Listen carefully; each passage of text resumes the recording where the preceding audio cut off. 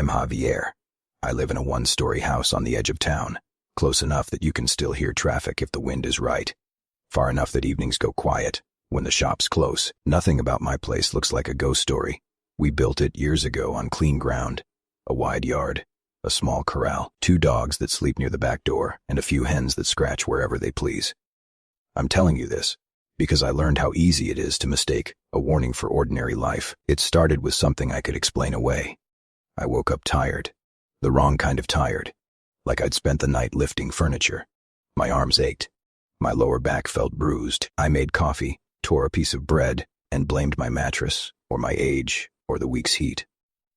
I left for work early like always, locked the house, and told myself it would pass once I got moving. It didn't pass. The heaviness sat in my muscles all day, dull and persistent, and by afternoon, I had that faint nausea you get from pushing through fatigue. I came home at the same hour, stepped inside, and noticed the air felt different. Not damp, not rotten, dry concentrated, as if the room had been shut with hot dust trapped inside. I opened a window and waited for the draft. The air moved, the smell stayed. The second morning, the tiredness arrived before my feet hit the floor.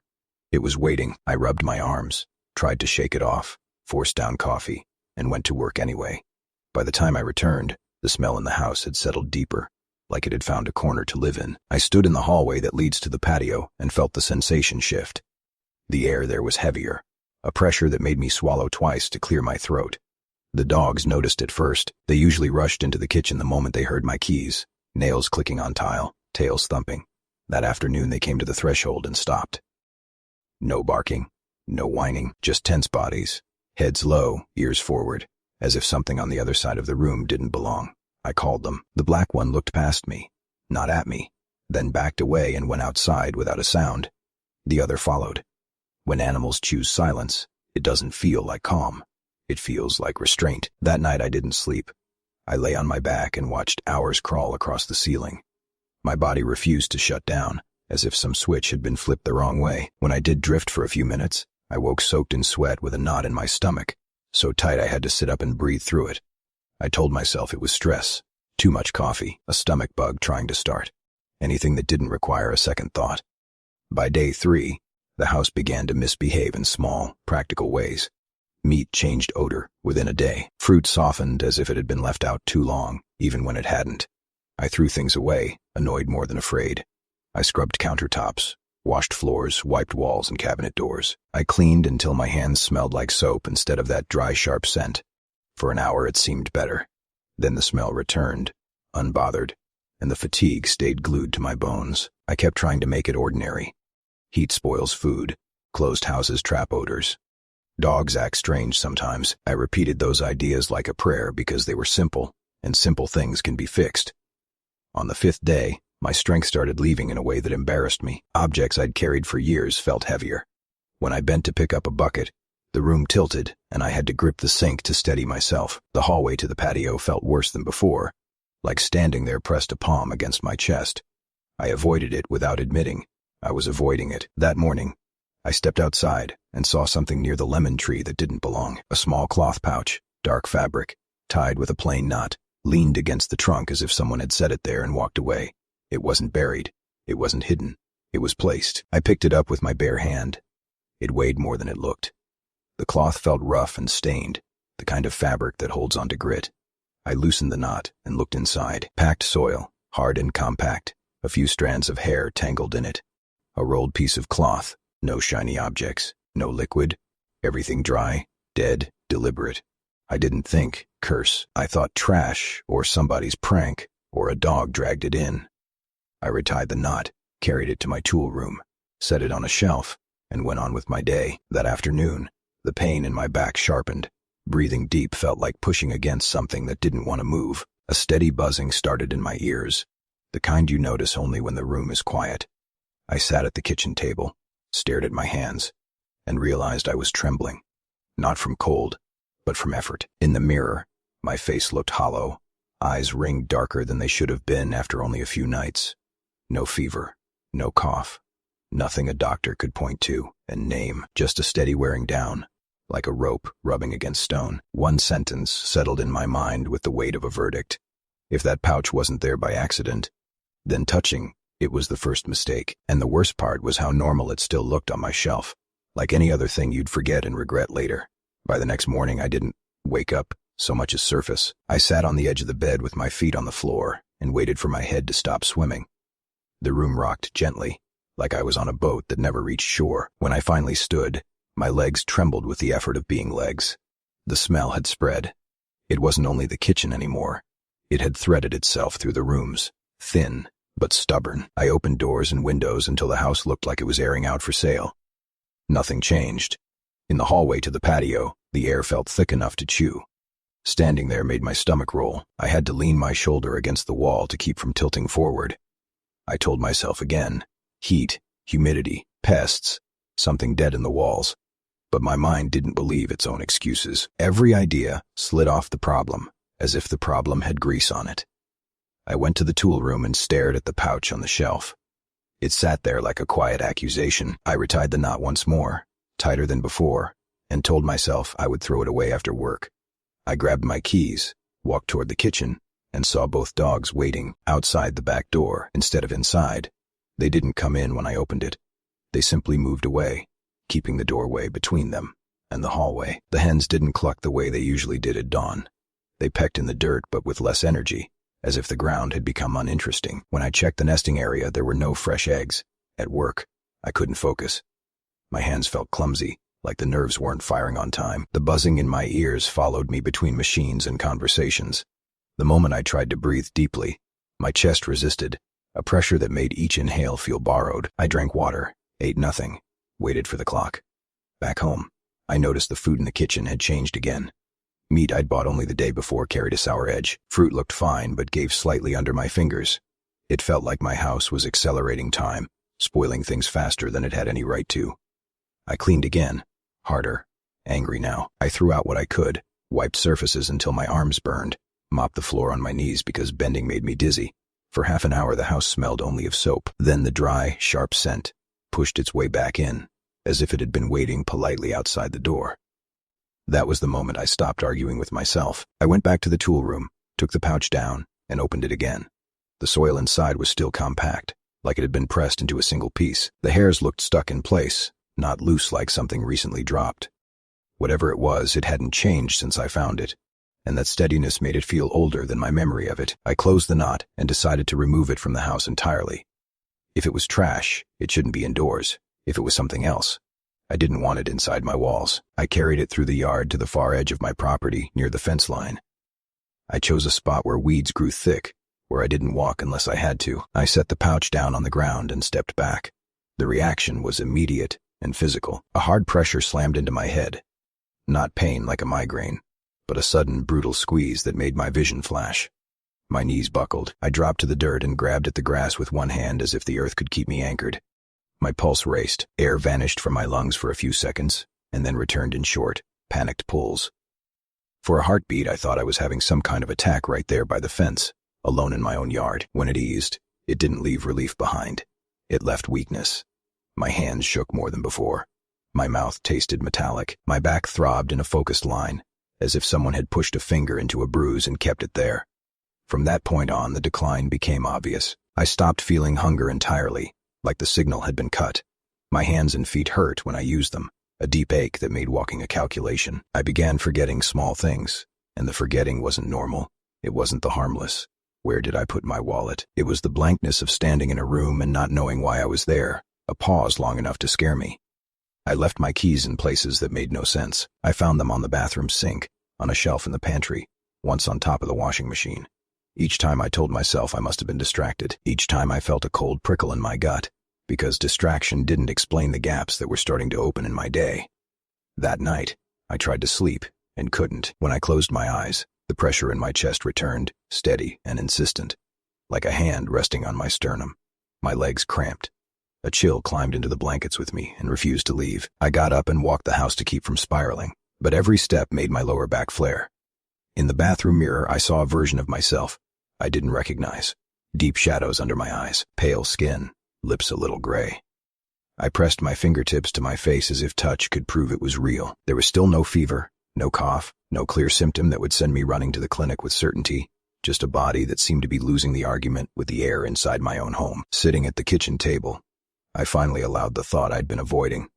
The pouch hadn't been misplaced. It had been positioned.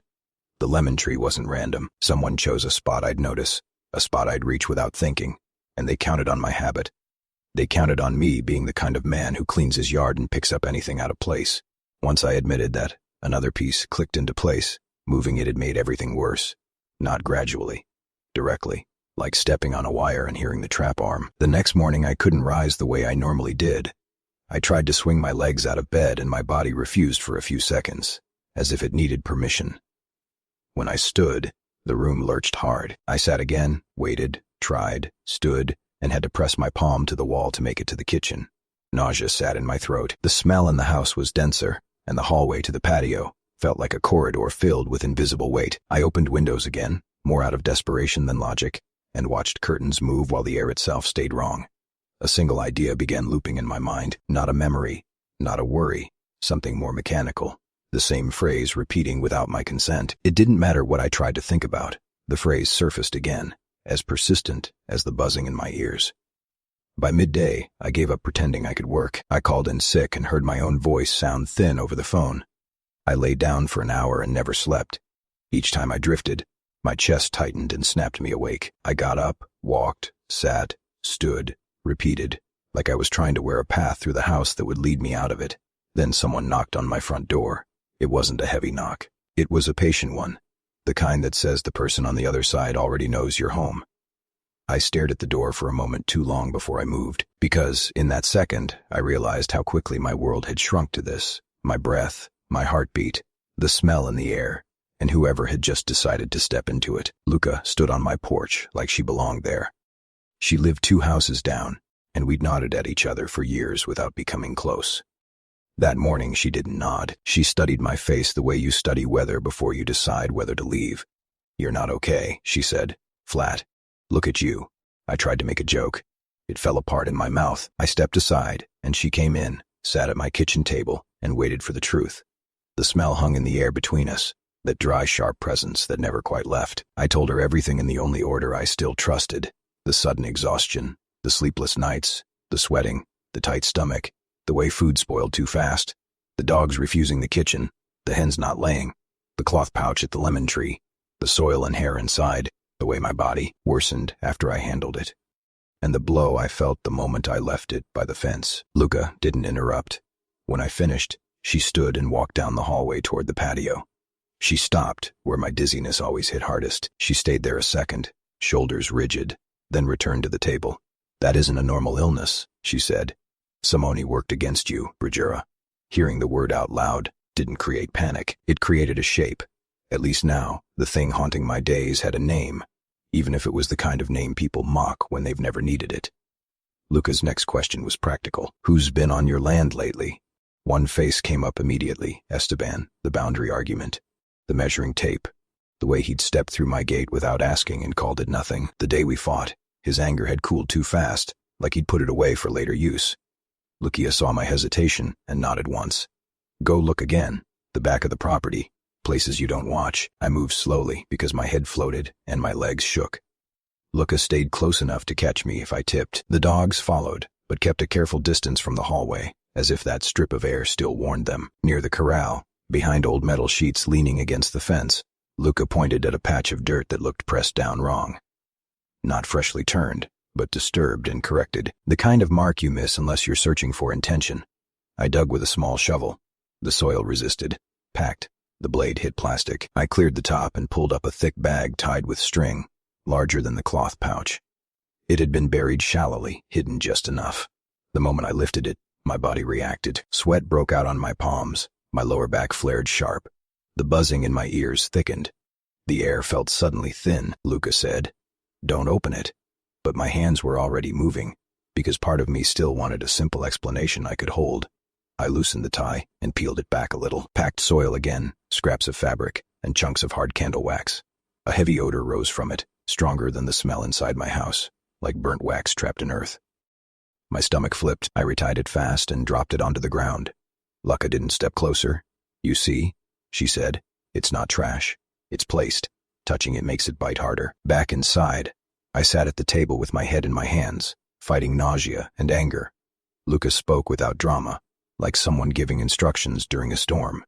"You can't ride this out," she said. "It'll keep draining you. There's a woman outside town who handles these things. She's direct.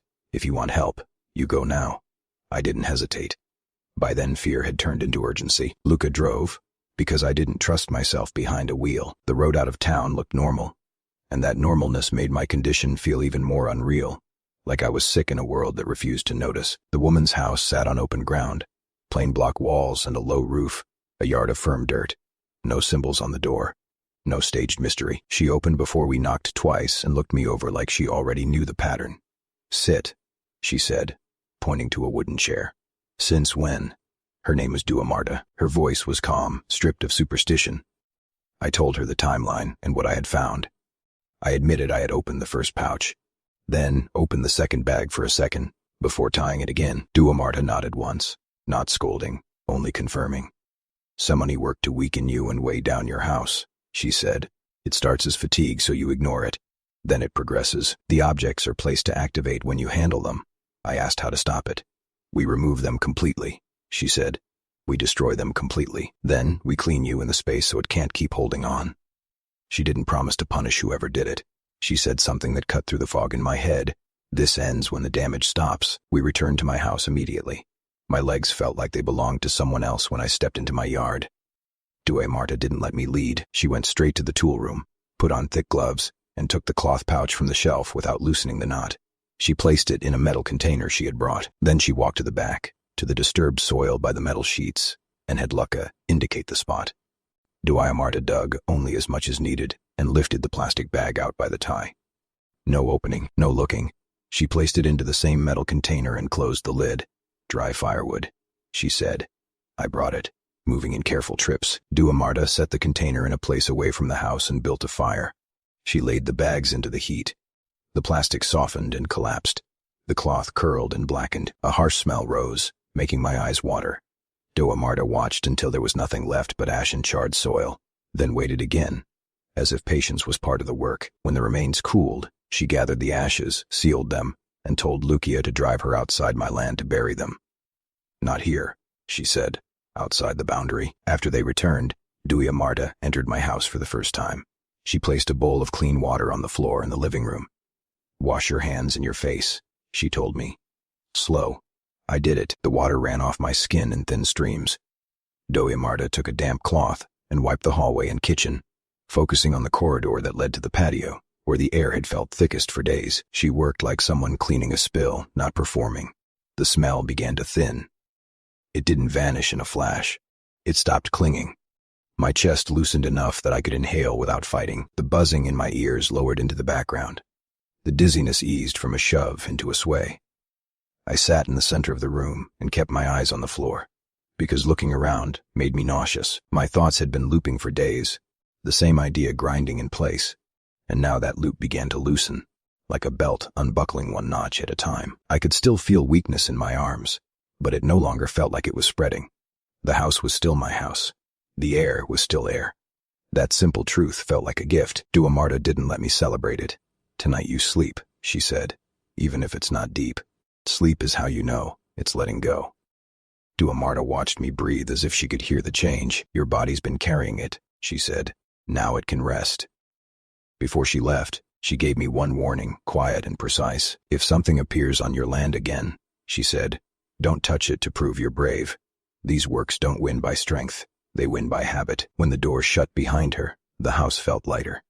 I wasn't fully recovered, but for the first time in days, the decline had stopped. In that pause, I understood the cruelest part. Whoever placed those bags didn't need to enter my home. They only needed to know I would pick up what didn't belong.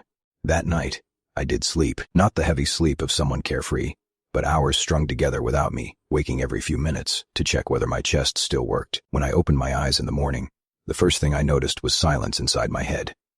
The buzzing hadn't vanished completely, but it had dropped so low I had to search for it. My back still hurt, a deep soreness that reminded me how close I'd come to collapsing. Yet the pain was no longer sharp. I sat up without having to negotiate with my body. My legs felt steadier when I stood. I walked into the kitchen and realized I could breathe in deeply, without that invisible hand pressing down. I stopped in the hallway to the patio, the place that had felt like a choke point for days, and waited for the dizziness to hit. It didn't. The air felt ordinary, which should have been nothing, but after a week of wrongness it felt like a victory. The smell was gone. Not masked, not pushed into another room, gone. I opened the cupboards out of habit, and found only the familiar scent of wood and soap. The dogs stepped into the kitchen again, and looked at me the way they always had, tails moving, as if they'd been waiting for permission to trust the room. In the corral, the hens fussed and scratched and made the small noises I'd missed without realizing I'd missed them. I ate a little. Food didn't turn my stomach. Later I ate more. Appetite returned the way a light returns after a power cut. Not dramatic, just steady, and suddenly you remember what normal feels like. Over the next days the improvement continued, not instant, but clear. My strength came back in increments. I could lift things again without my arms shaking. The fog in my mind lifted. I stopped losing time to blank moments. Sleep stitched itself into my nights until I was resting like a person instead of enduring like an object. The house stayed stable. Meat kept its smell. Fruit ripened at the pace it was supposed to. The air stopped feeling thick, and the hallway became just a hallway again. I went back to work and managed a full day without needing to sit down every hour to keep the room from tilting. Esteban stopped appearing near my property. He didn't come to measure. He didn't stand by the fence pretending to check something. If I saw him in town, he looked past me, as if acknowledging me would force him to acknowledge what he'd done. I didn't confront him. I didn't need a confession to know the shape of the motive. The boundary argument had been enough. Spite doesn't require a big story. It only requires access. Weeks passed. No more objects turned up. No more strange marks in the dirt. No more heaviness in the air. Life slid back into its groove, and the most unsettling part was how easily it could have stayed broken if Lucia hadn't knocked on my door when she did. People like to call stories like mine suggestion, coincidence, stress. I believed those words right up until my body stopped obeying me. What happened had a beginning, a progression, and an end. It wasn't a nightmare I woke from. It was a slow sabotage carried out with ordinary materials: soil, hair, cloth, wax, and the knowledge of where a man will walk without thinking. I don't tell this to sound brave. I tell it because the trap doesn't look like a trap. If you ever find something out of place on your land, something positioned where your hand will reach by habit, don't touch it first and think later. That's how it starts. One simple movement, one ordinary decision, and the moment your routine answers for you, the damage has already begun.